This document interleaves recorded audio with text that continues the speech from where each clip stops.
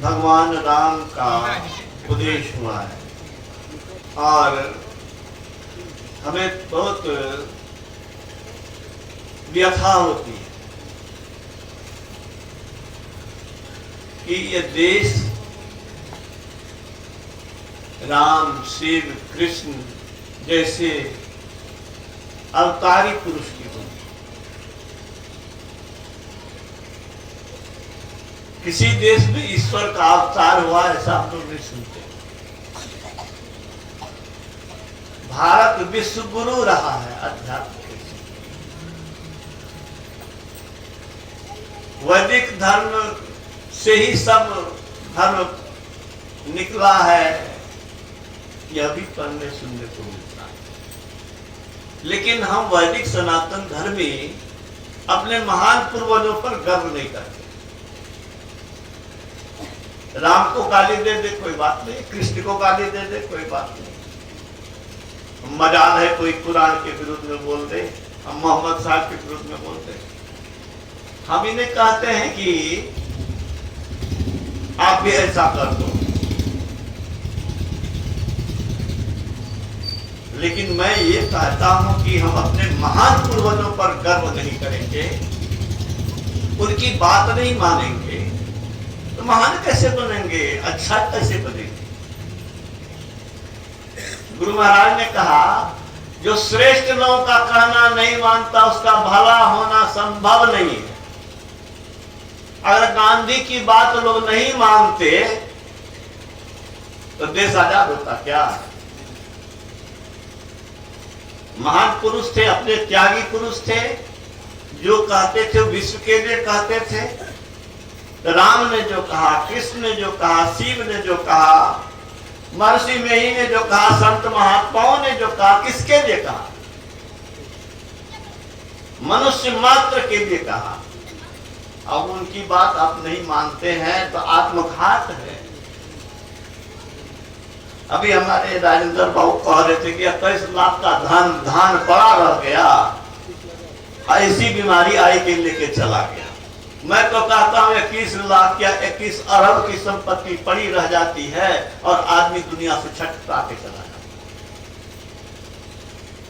सब कुछ रहते हुए भी विवश होता है, ऐसा धन का क्या विशेष महत्व।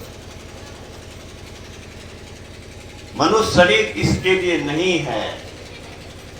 मनुष्य शरीर वह धन प्राप्त कर सकता है जो धन चोर चुरा नहीं सकता, लुटेरा लूट नहीं सकता, मौत छीन नहीं सकता।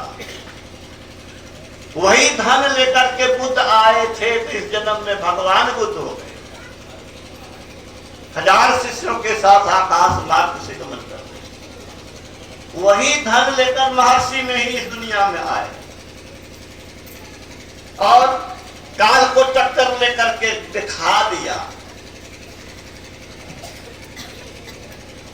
मैं पहले ही वर्णन कर चुका हूं कि 7 अक्टूबर को कह दिया और 9 अक्टूबर को भयंकर ट्रेन एक्सीडेंट हुई और बीच में उस डब्बे में किसी का खरोच लग गया।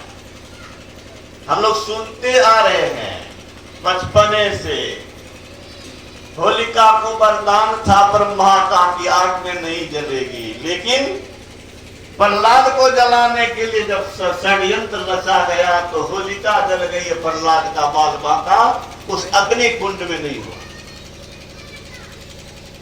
विश्वास नहीं भी हो सकता था, लेकिन गुरु महाराज के इस जीवन की घटना ने साबित कर दिया कि आगे लाश है, पीछे खून बह रहा है, लेकिन बीच में कहीं कुछ नहीं है।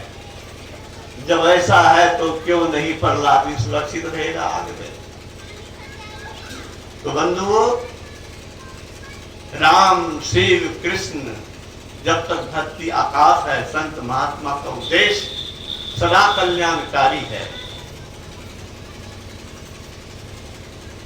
सुन करके नहीं बोल रहा हूं, प्रयोग करके बोल रहा हूं।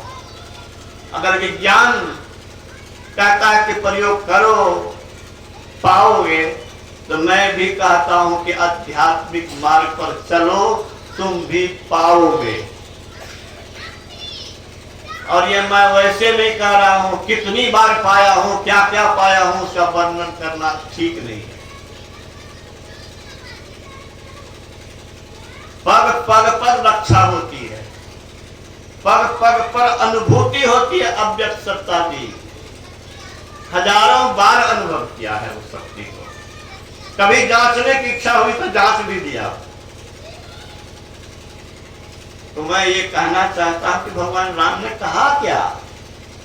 भगवान राम ने यही कहा कि शरीर जो है ये सारे दुखों से छुड़ाने का साधन है, आवागमन से मुक्त करने का,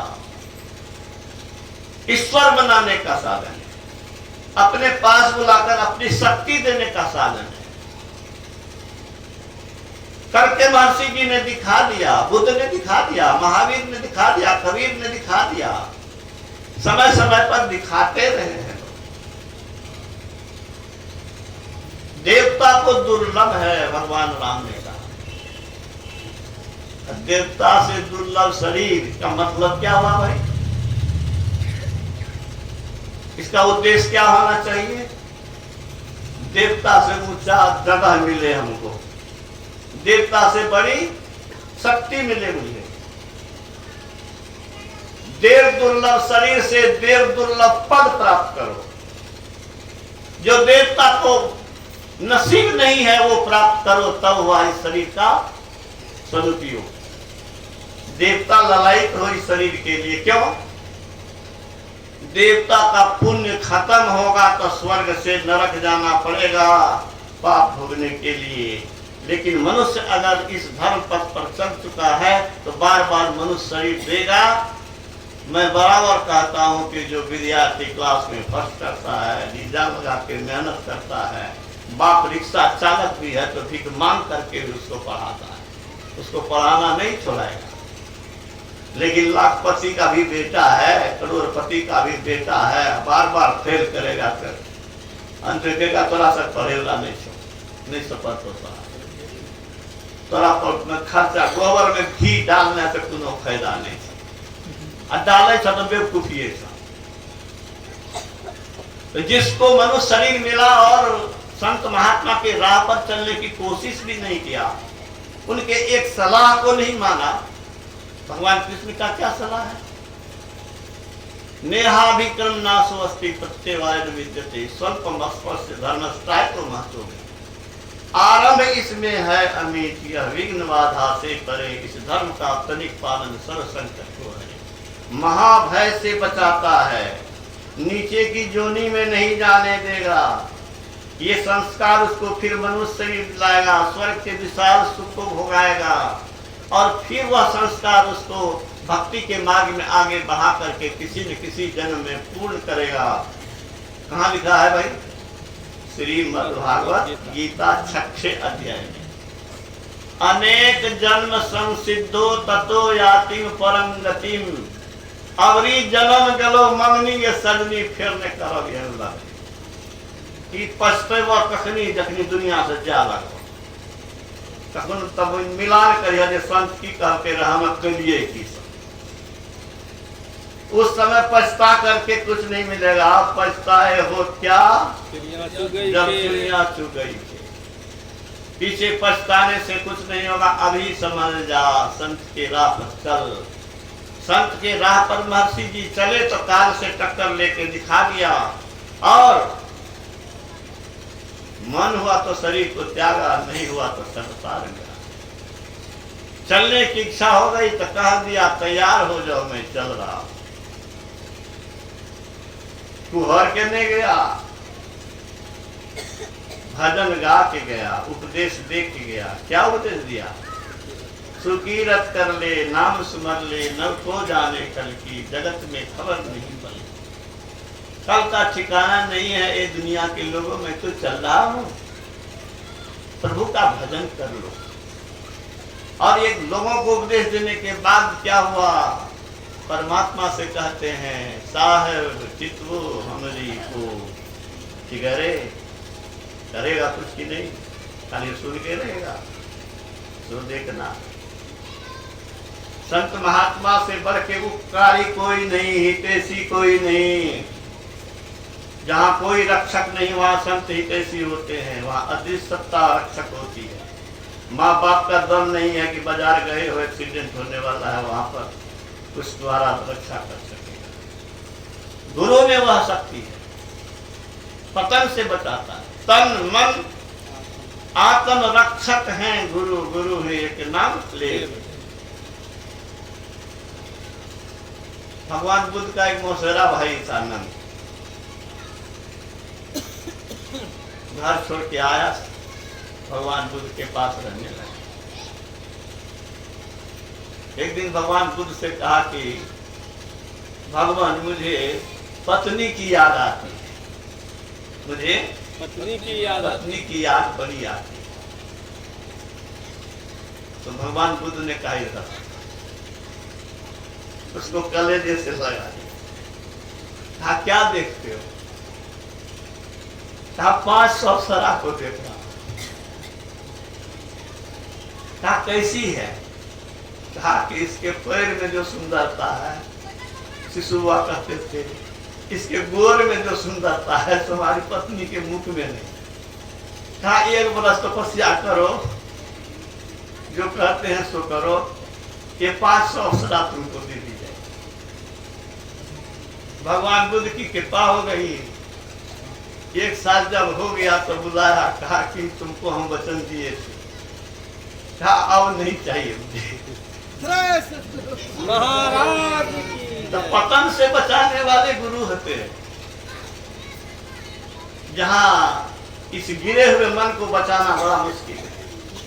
वेश्यालय पहुंच जाता है, कुकर्मी हो जाता है, शराबी हो जाता है, जुआरी हो जाता है। बच्चे आज समाज में कितने शराबी जुआरी हो रहे हैं। पत्नी को डंगा करके भगा दिया, यह भी मालूम है। बच्चा अकेला है बाप के पास, अच्छे अच्छे घर में ये हालत है। ये शराब क्यों पी रहा है? गलत रास्ते पर क्यों चल रहा है? अरे अच्छी बात नहीं सुनेगा, अच्छे लोगों का संग नहीं करेगा, अच्छी पुस्तक नहीं पढ़ेगा, अच्छा विचार कहां से है?